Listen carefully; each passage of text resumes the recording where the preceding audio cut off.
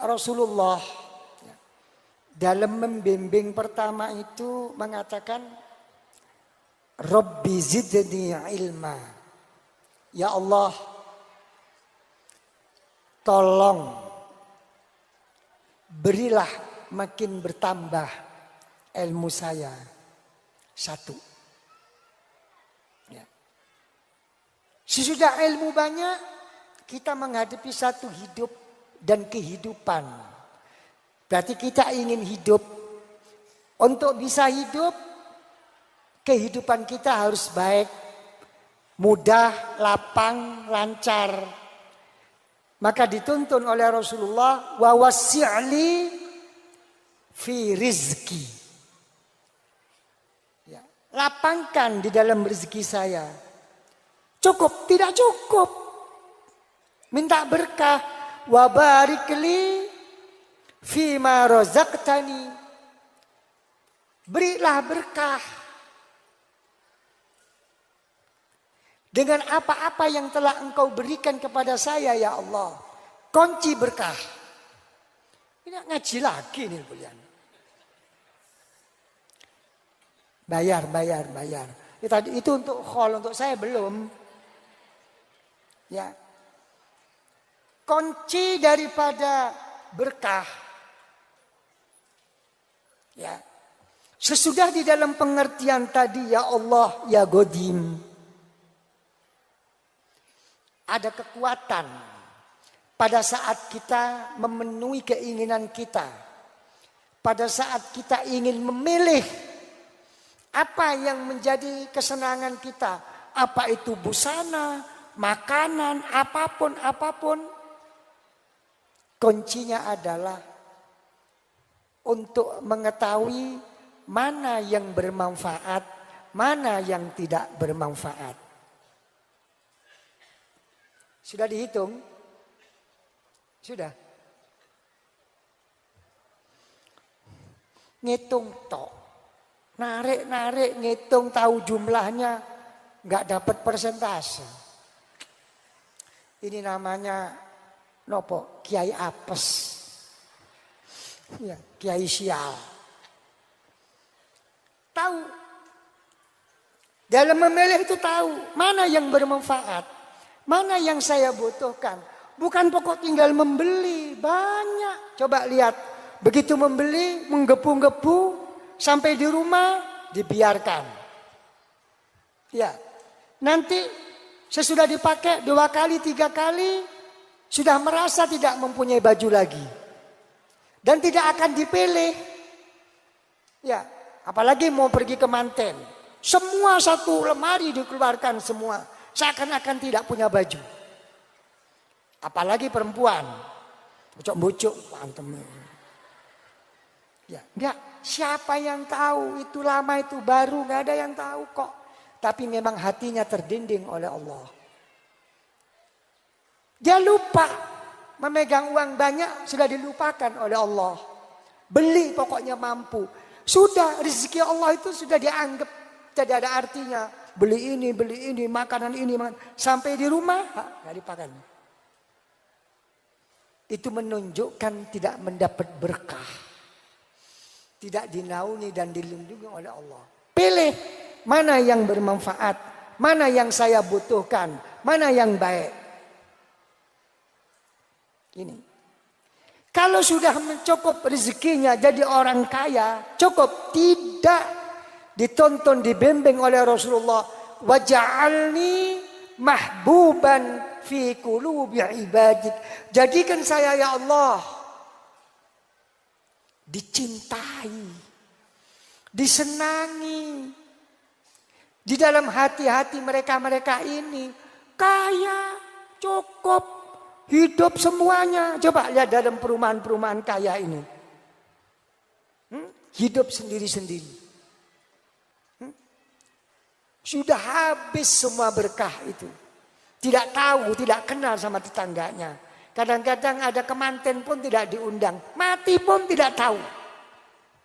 Coba kalau ditanyakan. Mana yang dinamakan tetangga. Yang disebut oleh Rasulullah. Mana? Tidak kenal. Tidak tahu, apalagi saling mengerti. Habis.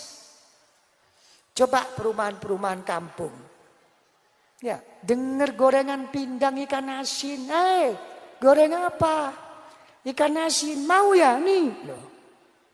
Minta apa? Saya kehabisan lombok, kehabisan gula. Ada pahala-pahala ikhlas. Seperti itu. Justru itu besok yang menjadikan masuk surga. Nggak terasa. Di perumahan habis. Kamu tidak perasa. Wanang kusuha min atrofiha. Diambil dalam setiap sudut. Oleh Allah makin berkurang. Itu. Ya. Jangan merasa senang. Tapi tanya sekarang sama perumahan-perumahan itu. Tanya. Begitu pandai dan hebatnya bikin perumahan mewah-mewah. Hebat-hebat. Tapi kenapa makam kuburan dia nggak bikin? Kebanyakan kuburan malah dikubur ke kuburan umum. Kuburannya orang desa. Diantar dari rumah sakit. Ke rumahnya sebentar baru diangkat. Tetangga nggak tahu. Waj'alni mahbuban fi qulubi ibadik. Ya, wa azizan fi uyunihim. Bukan sekadar saya ini jadi perhatian mereka ya Allah. Tapi jadikan saya ya Allah mulia. Dan menjadi orang yang lain daripada yang lain. Di pandangan mereka. Didudukkan. Kamu sebagai orang yang sukses. Didudukkan sebagai orang yang sukses. Yang dicintai. Yang dipandang, kamu jadi kiai, didudukkan sebagai kiai dan disepuhkan jadi kiai. Ayo, wa azizan fi uyunihim. Dudukkan.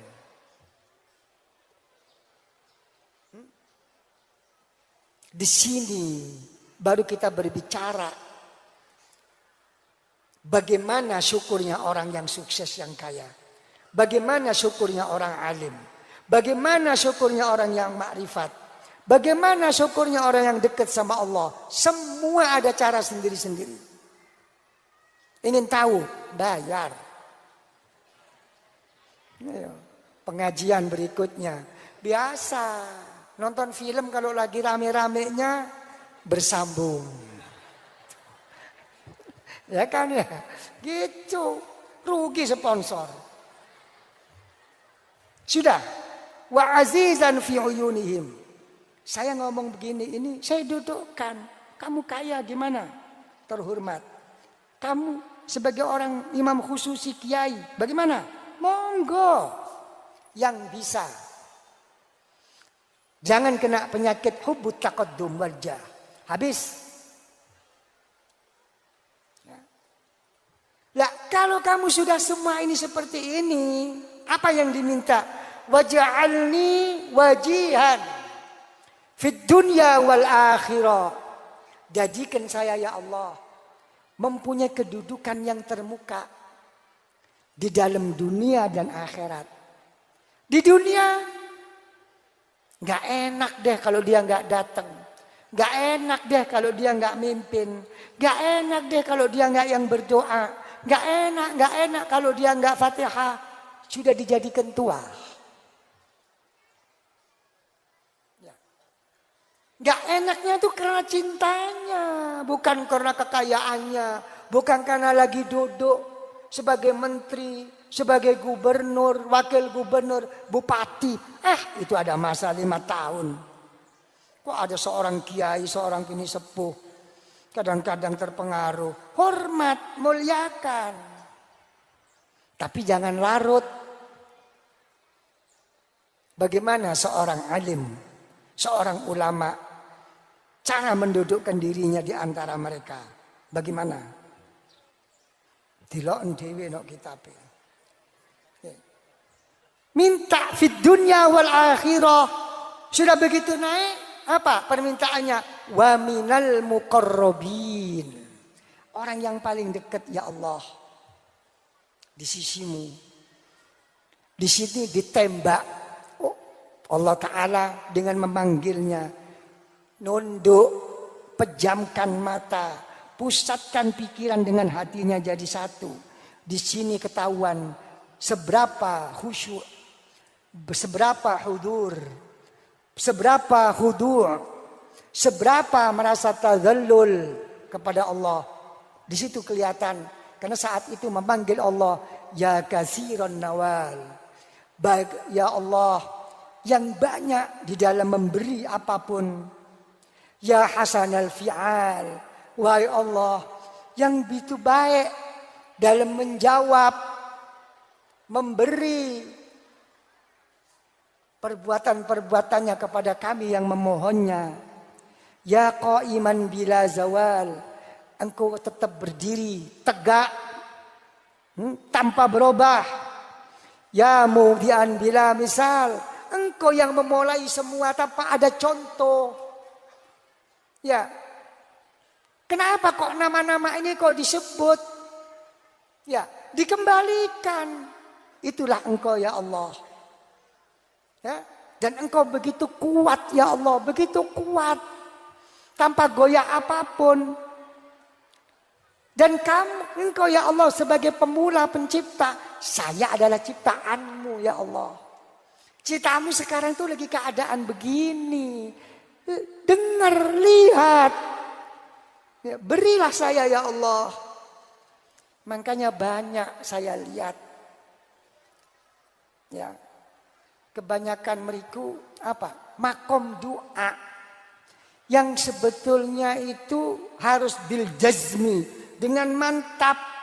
Memohon kepada Allah. Semoga. Ya ngomong kita menginginkan begini. Mengharapkan ini. Itu. Insya Allah. Insya Allah yang dikatakan. Tidak tepat. Pada saat berdoa, ud'uni astajib lakum bil jazmi, karena Allah Taala juga bil jazmi di sini. Insya Allah itu di sini, jangan dibawa, itu mentah lagi. Memohon. Kita ingin bangsa dan negara ini ya, insya Allah Allah Taala akan mengabulkan, lo mentah lagi. Semoga Allah Taala melihat, mendengarnya, mengabulkannya, lo gitu. Jangan pakai insya Allah, itu di sini. Lihat, berbeda pembahasan. Imam Zakaria Al-Ansari, Syekhul Islam, rahimahullah, tentang insya Allah. Lihat dalam syarah Risalatul Qusyairiyah. Bukan tempatnya. Banyak kan begitu kan? Kadang-kadang orang alim gitu. Kita menginginkan ini, itu, ini, insya Allah akan berhasil. Lo mentah lagi. Di sini insya Allah. Oke, you understand? Biasa anak murid, anak pondok. Pengen tak rabi tak kon. Ya. Terus apa? Di sini falakal hamdu. Dikembalikan ke Allah. Segala puji bagimu. Walakal minnah. Semua anugerah kepunyaanmu. Walakas syaraf ala kulli hal. Sudahlah. Dalam keadaan apapun saya ya Allah. Engkau beri, tidak engkau beri. Saya akan duduk di makom syukur atau makom sabar. Walakas syaraf. Kemuliaan kepunyaanmu. Muliakan saya. Di sisi kamu ya Allah. Kalau sudah mulia di sisi kamu, orang lain akan melihatnya senang.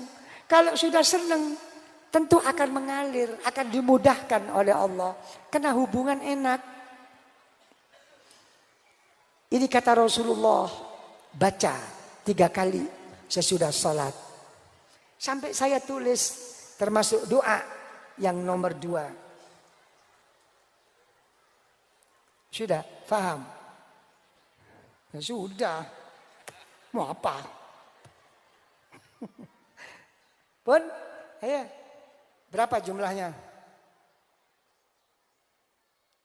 Itu berani saya. Siapa yang nggak dapat? Kalau dapat nggak berani.